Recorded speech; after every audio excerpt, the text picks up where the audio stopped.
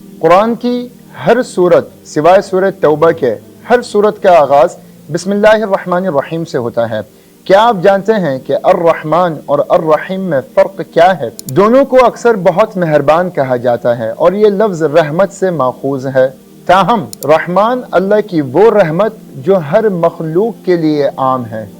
اور رحیم جو ہے اللہ کی وہ رحمت جو خاص مؤمنین کے لیے ہے، جیسے کہ سورہ رحمان ہے اور سورہ طٰہٰ میں بھی لفظ الرحمن آیا ہے، اور یہ لفظ الرحمن اللہ کے علاوہ کسی کے لیے استعمال نہیں ہو سکتا۔ اب اس میں قرآن کی کچھ مثالیں لیتے ہیں۔ سورہ رحمان ہے الرحمن علم القرآن، سورہ طٰہٰ میں آیا ہے الرحمن علی العرش استوى۔ دیکھیے الرحمن جو ہے اللہ کا نام ہے اور یہ اللہ کے علاوہ کسی اور کے لیے استعمال نہیں ہو سکتا۔ مجھے بہت افسوس ہوتا ہے کہ پاکستان ہندوستان میں بہت عام طور پر لوگ رحمان کے ساتھ دوسرے نام ایڈ کر دیتے ہیں اور لوگوں کا نام پکار رہے ہوتے ہیں، جیسے کہ رحمان ملک، رحمان مصطفیٰ، رحمان علی۔ تو یہ رحمان کسی انسان کے لیے لفظی استعمال ہو ہی نہیں سکتا۔ کسی کا نام اگر آپ نے رحمان رکھنا بھی ہے، مرکب بھی اگر آپ رکھ رہے ہیں، تو اس سے پہلے ضروری ہے کہ آپ عبد لگائیں کہ رحمان صرف اللہ کے لیے خاص ہے، اور اس کے لیے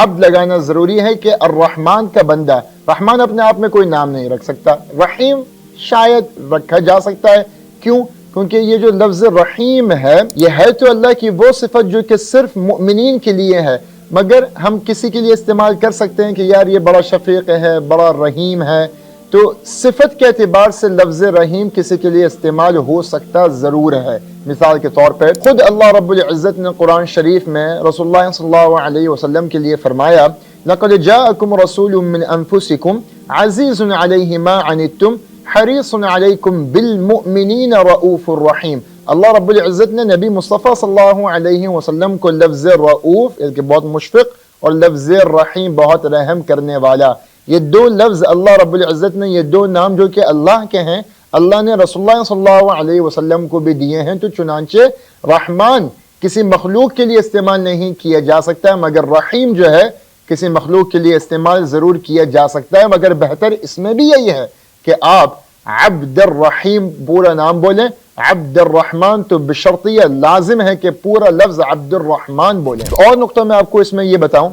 کہ لفظ رحمان جو ہے نا وہ کیونکہ صرف اللہ کے لیے خاص ہے، اور کیونکہ اللہ ایک ہے تو اس کا نہ کوئی مثنیٰ ہے نہ کوئی اس کا جمع ہے، یعنی کہ رحمان کو اگر آپ عربی زبان میں دو کے لیے استعمال کرنا چاہیں یا تین سے زیادہ یا دو سے زیادہ لوگوں کو کہیں کہ یہ سارے رحمان ہیں، تو ایسا لفظ عربی میں موجود ہی نہیں ہے۔ مگر جو لفظ رحیم ہے، اگر آپ کہنا یہ چاہتے ہیں کہ یہ سارے مسلمان بڑے رحیم ہیں، تو یہ رحیم کی جمع ہو سکتی ہے۔ اللہ رب العزت قرآن میں بھی فرماتا ہے